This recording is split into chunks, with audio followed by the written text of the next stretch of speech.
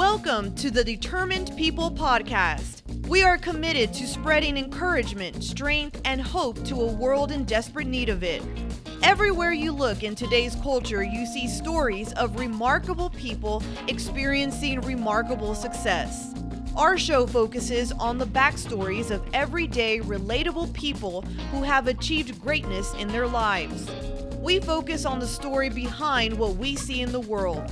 Our hope is that you find yourself in these stories, that you say, if that person made it, so can I. And now, our host, John Harrell. Hello, welcome to the show. We're back for 2023. I'm glad you're here. I have a favor to ask of you. If you would do this for me, hit the subscribe button. We are spreading stories of encouragement, strength, and hope to a world that I think you'll agree the world is in desperate need of those things right now, more than ever before. We live in a divided world. I'm trying to unite us. We want to build bridges with others. We want to see people for who they are, not what we may think that they are. Fair enough? All right, let's get started. I met our guest today, Stephanie Schechter, in 2018. I hated her. I'm teasing. She was my trainer at my gym, and she was a beast to train with. I said, I want to sweat, and I want to work out, I want to feel it. She goes, okay, mission accomplished, and it was. Since that time, I've kept up with Stephanie. She's a serial entrepreneur. She's got a lot of irons in the fire, and we're going to talk about a lot of those. But she's also been on a healing journey. As y'all know, I rarely use the word journey because it makes me sound like I should be on the Dr. Phil show or something. I use the word trip. As you know, sometimes life is a trip down the yellow brick road. Sometimes it's like an acid trip. Depends upon the day and the event. So let's get started. Stephanie, welcome. Thank you for being here. Oh, thank you for having me. We've been looking forward to this. We talked about this a year ago. I know. As we both agree, you trust the timing, right? Exactly. Trust the timing. Just gonna say that. So you grew up here in Austin. Born and raised, okay, yes. Okay, and you took off to California for a while, took off to Europe, and we'll maybe get into some of that. But you know, I met you. You were a personal trainer at my gym. Mm-hmm. What led you to be a personal trainer? Oh. You just want to inflict pain on people? That's deep. Well, I found comfort in it myself, and I was just really good at it. It was my armor. Mm-hmm. So. Yes, which we'll take that armor back here in a little while. But yeah, and you were very good at it. Yeah. 45-minute workout, I would be just drenched in sweat. You would. I'm paying for this shit, you know? You're like, wait, what am I doing? But it was great. But you always had this light that just emanated from you, even you know, in that moment. And I saw it and I felt it, which attracted me to stay in touch with you because I'm like you. I'm very careful about my circle of who I hang out with. I even heard you say on another podcast, you're even careful about who you will return text messages to. Mm-hmm. So she's still texting me, so I guess I'm in the fold. But you know, you've been on a healing journey. Can you just sort of talk about that a little bit? It's been an uncovering and understanding of so much. I felt like I was living in turmoil and I was just tired. Mm-hmm. I had terrible sleep. I was a highly functioning, anxious person, I say. Allergies, which I'm grateful for because then it created me, or it had me create my company. Mm-hmm. But I noticed I was just tired, all these health issues. And I thought, there's got to be something else that I don't know. Like, there's got to be something that happened or something, you know, something. So I went to discover that. And I always say familiarity breeds comfort. Mm-hmm. So you got to ask yourself, you know, why am I staying in this relationship? Why am I continuing to go back to that thing that really hurts me? Oh, it's because I'm used to this pain. I'm used to not feeling good. I'm used to that, like, hurt. Mm-hmm. And I didn't want that anymore, even though I was so conditioned to be that way. But I knew that there was something else. There's something more.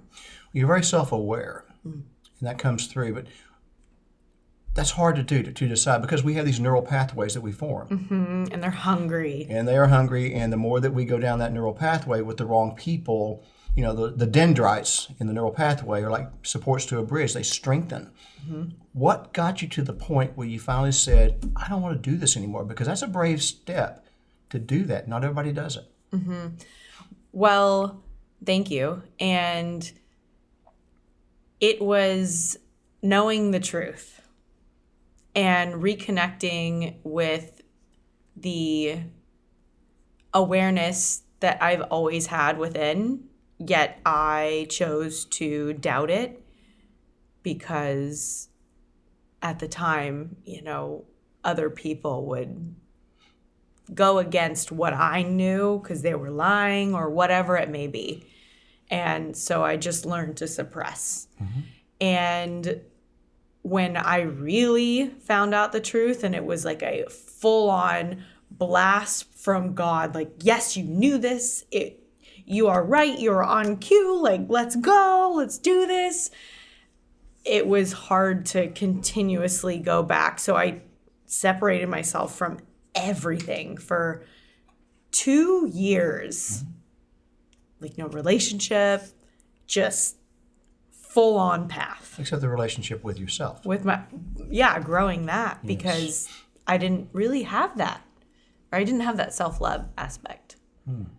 Yeah. I wish more people would do what you did. You see people, I've had friends that have broken up or divorced or something. I said, don't date for a year.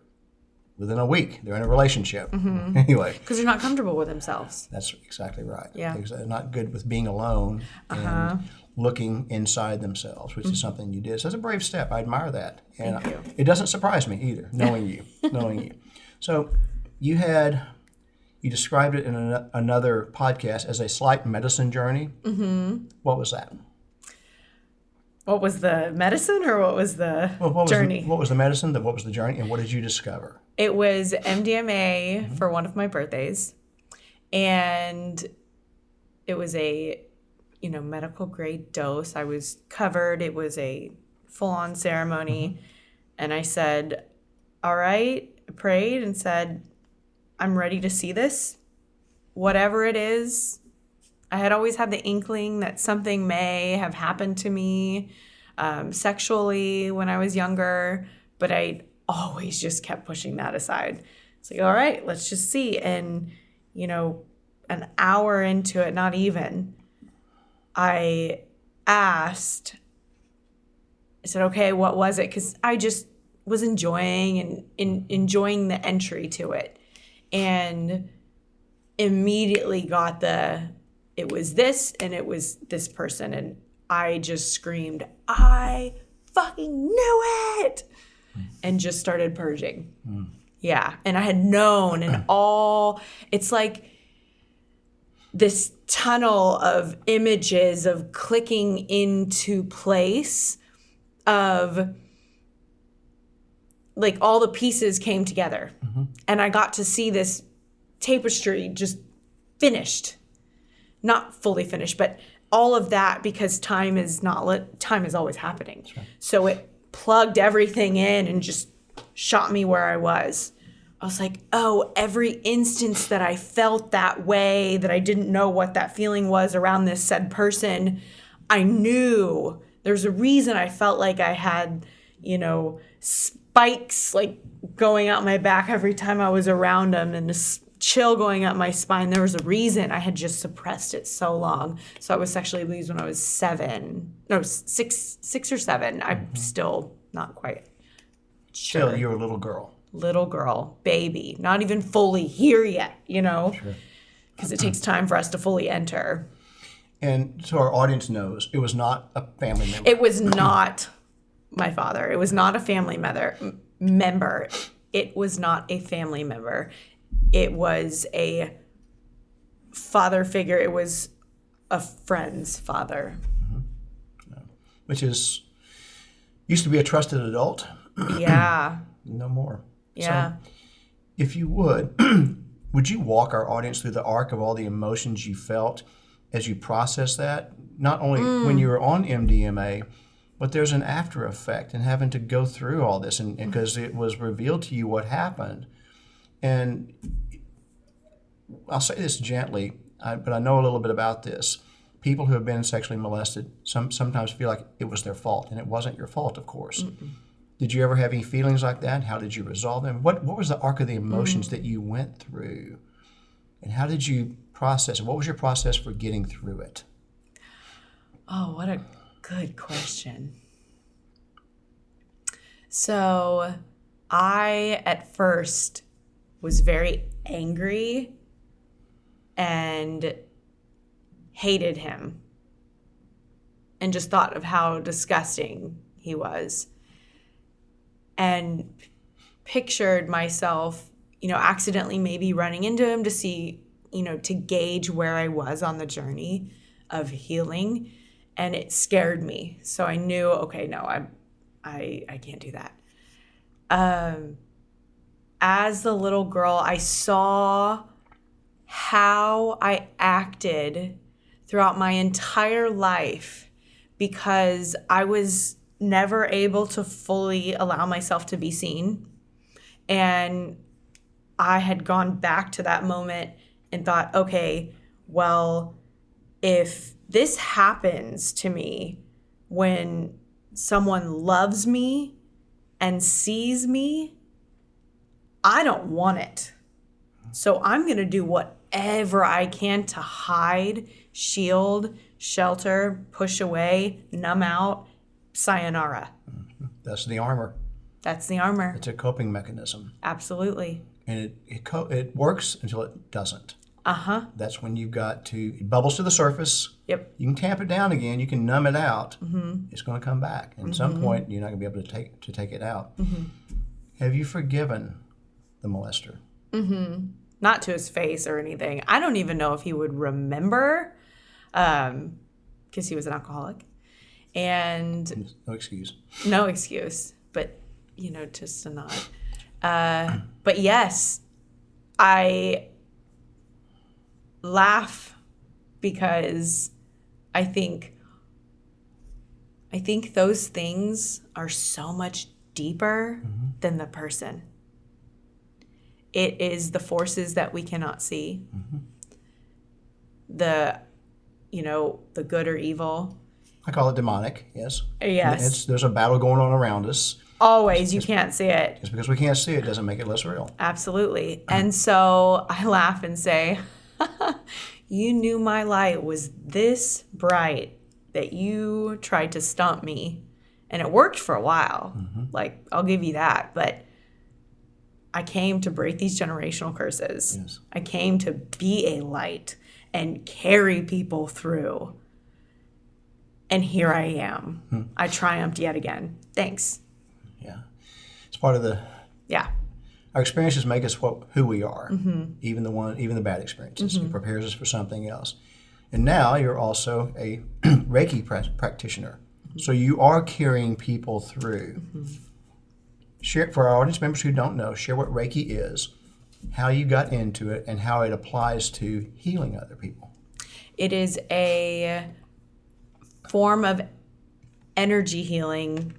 It's a form of healing using energy, being able to tap into your auric field. And personally with me, everyone has their own. It is Reiki, however, it's a lot more. And I can feel it in my body and like whatever they're going through, if I get their permission.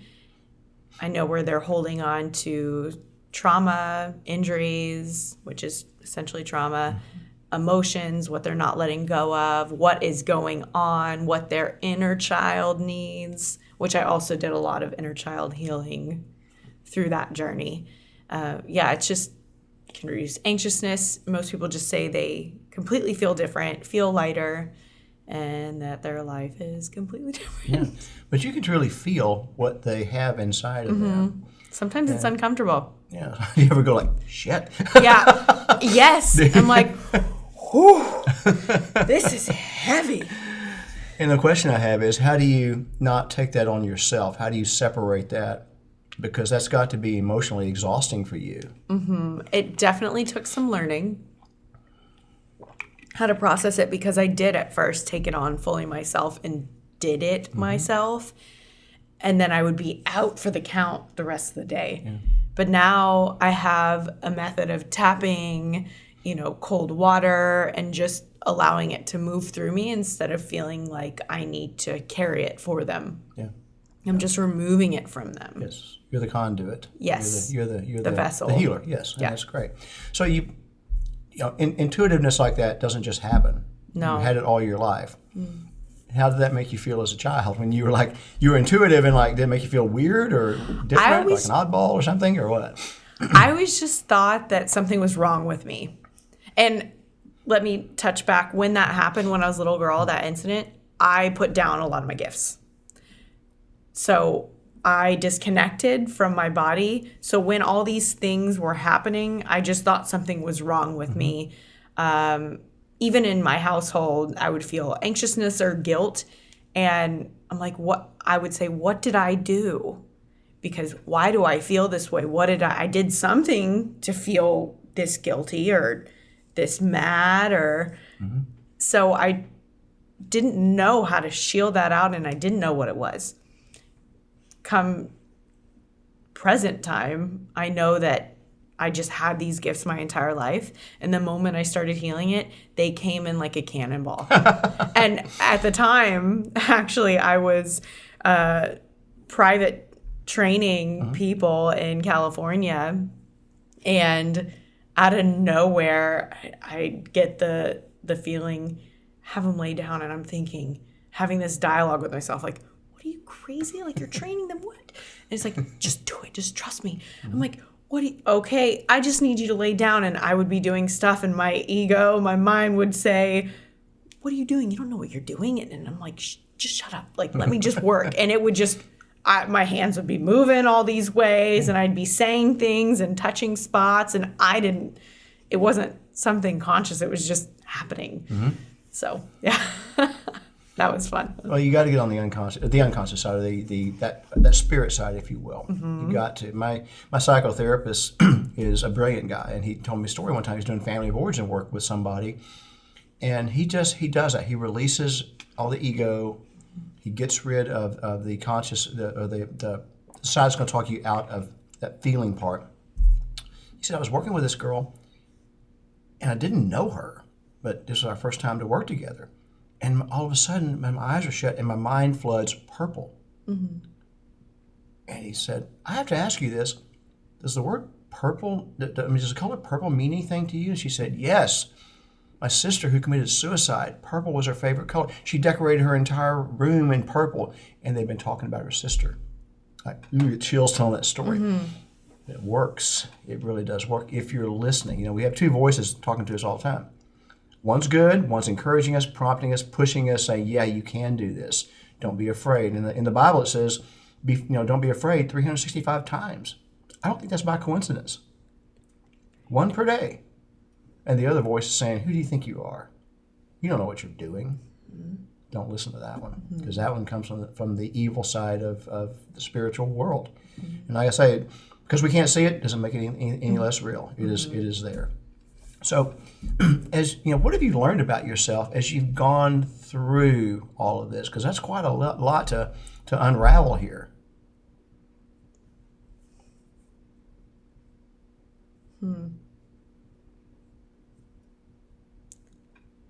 Who I am, and humbly grateful of my gifts. What I actually like. Still learning. It's like, wait, is that a story? Or is that a story from childhood? Or is that something that I actually resonate with? Just really fine-tuning that. And like I said, it took discernment, and it took separating, and really just kind of a little bit of isolation. Yeah, and that's good, because like we said, a lot of people don't like to be alone. You start your day with meditation. And would you expand a little bit on that? Do you have like a theme you meditate on a certain day, or is it like a word, or do you just get quiet and just listen? Would you expand on that? So when I meditate, it's just quiet, all distractions aside, and sitting with myself. And if I'm not feeling or hearing anything, because sometimes it comes in audibly, a lot of the poems I write come from my meditations, where I hear, okay, grab your pen and write this down. And if I'm not getting anything of what I think I should be getting, it's really just to reconnect back to self and just feel good. And you have a podcast, The Essence of You. It's on everywhere you can get audio podcasts, but it's also on your YouTube channel. And so, and I've listened to every single one of them, and it's I admire it. It's like an online journal where you pretty much just share your heart with the world and what's going on. They're short. They're, the longest one I think is 16 minutes or so, but most of them are 5 to 6 minutes. But they're excellent content. How do you feel being so unguarded in the public sphere?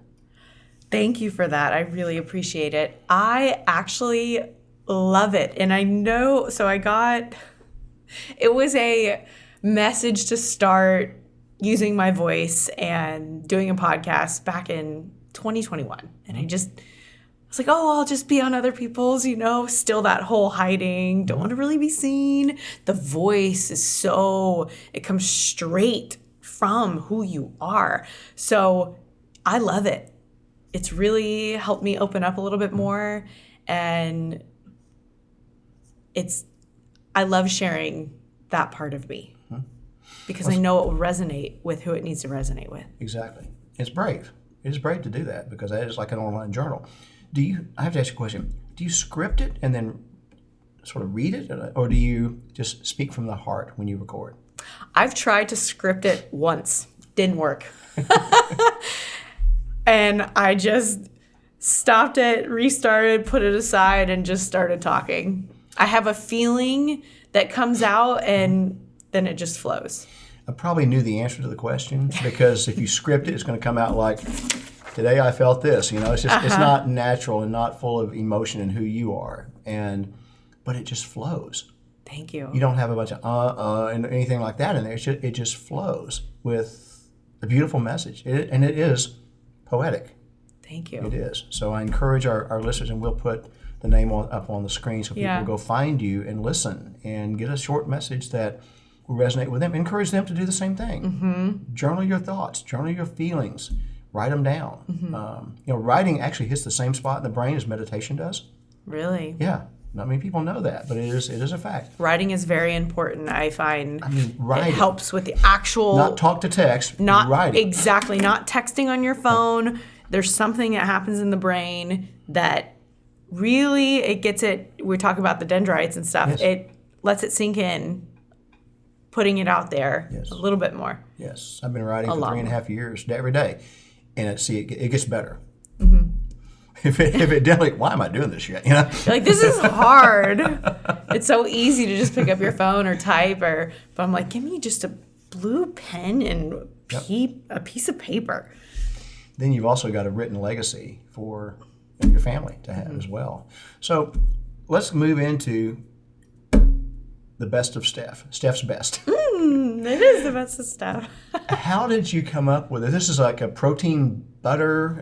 Describe it, if you will, because I'm gonna botch it. But it's like, I will tell you, folks, it's like liquid crack cocaine. I say that too. You can't just eat one spoonful of this stuff. It's so good. Okay, so Steph's best came from getting diagnosed with thyroid issues, hormone issues, not being able to eat a whole slew of things. Unresolved trauma. This is what happens. And so I went on a holistic route to attempt to heal my thyroid. And my holistic doctor had said, all right, well, we're going to go on an anti-inflammatory diet. That meant I couldn't have any nuts and a whole bunch of other things. And I was like, oh my gosh, I love nut butters. I would be the kid eating Peter Pan out of the jar. At that time, it was Peter Pan, And so I adopted the couple ingredients that I could have, because at the time I did not like sunflower seed butter on its own. And I created something that I would look forward to having, that I could enjoy, that was good for me, good for my gut, anti-inflammatory, nut-free, no gluten, no dairy, no refined sugar, and it literally tastes like cookie dough. So it is a vegan, nut-free, fully allergen-friendly, healthy cookie butter. But you can use it, like swap it out with your normal peanut or almond, or I usually just eat it out of the jar. I've never spread it on a single thing. Like, I don't get that far, I'm like, man, this stuff is so good. Oh my God, people ask me, so how do you eat it? Like on toast? I go, well, with a spoon, but you can put it on toast, smoothies, fruit, rice cakes, any of it. Why waste your time? Just eat it. That's what I agree. I'm like, I'll make a smoothie, but I put a whole lot in there so I can taste it throughout. Yeah, that is incredible. How many times did you, as you're creating Steph's Best, how many times did you go, that tastes like shit, I need to go back to the drawing board? Never. No, it was really? always good. Really? I just wanted it to be perfect. Yeah. And then it's not even taste, but then perfect with the texture and taste. And then doing the nutritional facts, like making sure everything was in line. So I made it a lot. A lot. I just started making it just for myself. And then I got encouragement from a couple of friends and family who were just like, this is so good. You should do something with it. Yeah, sure. And slowly over time, I'd be out there at the farmer's market in California or at a beach workout with it. But yeah, it was a journey, and I had so much fun with it. Yeah, you don't have to refrigerate it. You just stick it in the pantry. It's shelf stable. You can get it online. You can get it at a couple stores in Austin. But it's really worth trying. Yeah, order it from bestofsteph.com. We'll put the link up on the interview. And I'll even do a discount for this show. Really? Mm-hmm. What kind of what do they need to put into the checkout to get the discount? Let's do Steph and John. Okay. For 15% off. 15% all off? Lowercase. That's, okay. Steph and John, 15% off. They can only use it one time because they'll be Only repeat one customers. time. I know. So you better stock up. Use that 50% off. Stock up for yourself. I promise you will be glad that you did. This stuff is so good. It's my favorite. I'm starting to salivate. So I got to switch subjects here. I always say even I've been eating it for so long, I still will take down a jar in no time. Yeah. And your TikToks and things that you do, the videos that you do are great. Oh, they're thank you. entertaining. They're entertaining and they're great. I love them because your personality comes through, and you just got this light to you that it just comes through. Appreciate that. So one of the things I've heard you talk about is peace and not attaching yourself to outcomes. How did you get to that point?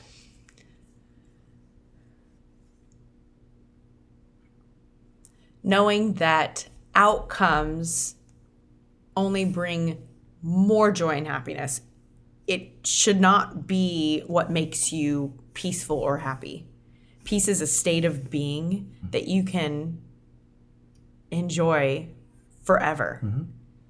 Always coming back to self, knowing that you are enough as you are without doing or trying to be anything or anyone. You as yourself. You might not even know what that looks like yet. But you to your core is worthy of being happy and at peace. So that's... I use a different word than happy because happiness is moment by moment. I use fulfillment. Fulfillment. Because if you're fulfilled in your life and what you're doing, then that will get you through those moments when you're really not happy. Because sometimes life is a shitstorm, as you know. It can throw a lot of stuff at you. But if you're doing fulfilling work and you're having fulfilling relationships with other people, whatever that, friends, family, boyfriend, girl, whatever it is, that will get you through those moments when you're really just not happy, knowing that better days are coming. And it's just a part of the process. Like, oh, this is, those bad days, I always say, oh, this is part of the human experience. This is a very intense sensation, and I will get out of it. Yeah, get through it. So you're a serial entrepreneur. Ever since I've known you, I do have to ask you about one thing as an off subject here. But on your YouTube, you show yourself as you're getting ready for training for a performance or fitness competition. But you talk about peak week and why it's so hard. What is peak week and why is it hard? Oh my Because gosh. you never really defined what peak week is, and for a neophyte like me, what is it?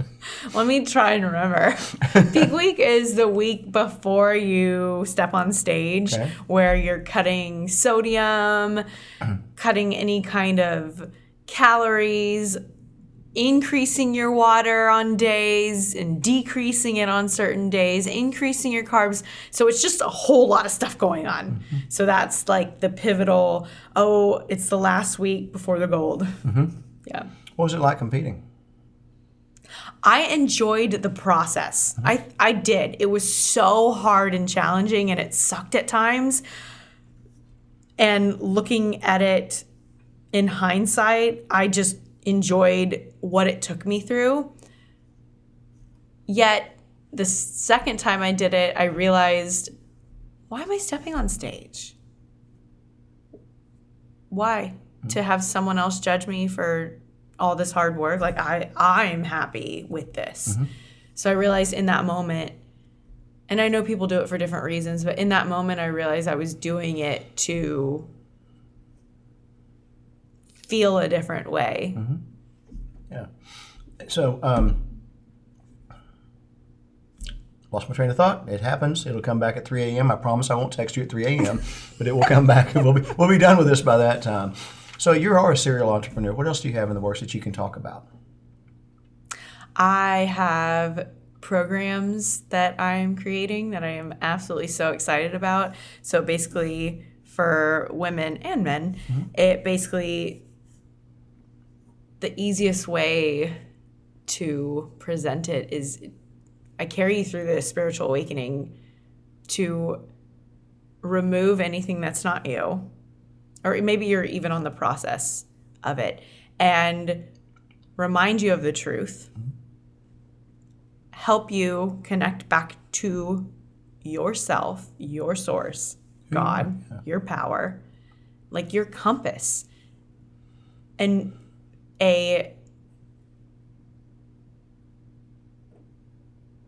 a reconditioning phase, because like we said, the dendrites are so big, they're screaming. It takes time for your body to process, for your cells to process this new information. Mm-hmm. And ballpark, when might those programs be out? Because it's very worthwhile work if people are willing to do it. Self-work is the hardest, mm-hmm. but it's also the most worthwhile. Anything that's worthwhile is going to be hard. Mm-hmm. But if you can improve and get back in touch with who you are, because we lose that identity sometimes. We get so caught up in the world stuff. Like 20 years ago, I stopped asking people when I meet them, what do you do? It's just a comparison thing, right? Comparison is, Henry David Thoreau wrote, comparison is the thief of joy. He's right. I'm just trying to see, where do I stand up in the socioeconomic scale of whatever. Like, that's so hollow. Quit doing it. And then, because otherwise, if you're doing that, you might miss something mm-hmm. in that person. You might miss an opportunity to connect with that person at a deeper level than just, the surface level of what do I do, what do you do? It's not that important. Absolutely. That's a good point. I'll ask people, tell me about yourself, and then they'll start telling me what they do. It's like, no, I didn't ask that. That's not who you are. Yeah. And a lot of the times people don't know what to say because they don't know themselves. Mm. So yes, self-work. I always also ask people, what's your willingness to learn and accept change? Because this is not easy. It is going to be challenging. And that's why I am here to carry you through it. Because on the other side, oh my gosh, like you wouldn't even believe how good it feels. And so end of March, I'm shooting to launch it. Great. And how it feels to really feel again mm-hmm. and not numb things down or tamp them down or whatever, but to really feel and experience. Life. Is life, yes. So I think that's great. But you certainly are uniquely qualified to do that with the life trip you've been on and are still on. You're still on. I mean, you're still discovering all kinds of things about yourself. Mm-hmm. As I said early on in the interview, you're probably the most self-aware person I think I've ever sat down with. Wow. Thank you so much. Yeah. You worked for that, You worked for that. It was, put in the hours. Years. I still don't want to work out with you again. I'll do Pilates with you sometime. Okay, that we can do. That we can do. Yes. So let's wind down here. Stephanie, what else would you like for our audience to know about you? Let me ask you one last question. How has your healing affected your relationships with men and women? Your friends and potential boyfriends? How has that affected them? What a golden question. Oh. Since I was unable and unwilling to sit with myself, I pushed everyone away. I didn't know what love felt like because I had associated it with that incident that happened, so I didn't want it. Now that I've learned self-love, met myself, and truly accept and love who I am, I am finding this love for the people that are in my life just opening. And it's not overwhelming. It's great. It's just a lot. And I haven't felt this deep about it. And just like, oh, the more I do my inner child work and love self, the more I can to others. Yeah. It's great. Yeah. Accept yourself, because the creator of the universe created you exactly how he wants you to be. And we can't hide anything from him. He sees us exactly as we are, and he still loves us anyway, even me. Well, and that's the other thing. If you have your outlets and you're numbing, it's like you love God so much, but would you treat God that way? And that's what I started asking myself.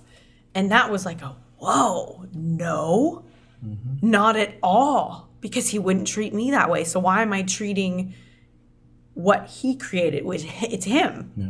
We are walking images of God. Yes, we are. So why would we ever not fully love that? That's that power. It's just, so that took me there. Every problem our world has is a problem of the heart. It just is. Everything. And I've said this before, even on this podcast, I've said, if you really want to love yourself in a healthy way, see yourself the way the Creator sees you. He sees everything, right? And he still accepts us and loves us unconditionally. And he doesn't always like the decisions we make, but he doesn't change the way he feels about us. And once you can connect your head to your heart on that, there's a second step that's equally important. See your fellow man the same way. That will get rid of all bigotry, prejudice, separation, everything, because you realize that they're created in the same way that the Creator created you, and he loves them the same. As much as I like to think I'm his favorite, I'm not, I think I'm his favorite one to play pranks on. I think he gets all the angels to go, okay, we're going to mess with Harold today. Watch this. Watch what I do to him now, I think they get great delight in some of the sitcom that is my life. But what else would you like our audience to know about you? That you can find me at obsessoverlife.com if you want to work together. Obsessoverlife.com. Doesn't have to be a program. I see you. I love you. You're doing good. It's never as bad as you think it is. And it's all happening for you. It really is. So when someone has they say, okay, I want to pursue some inner healing and I want to do a Reiki session, then they can do that at obsessoverlife.com? Obsessoverlife.com. Great.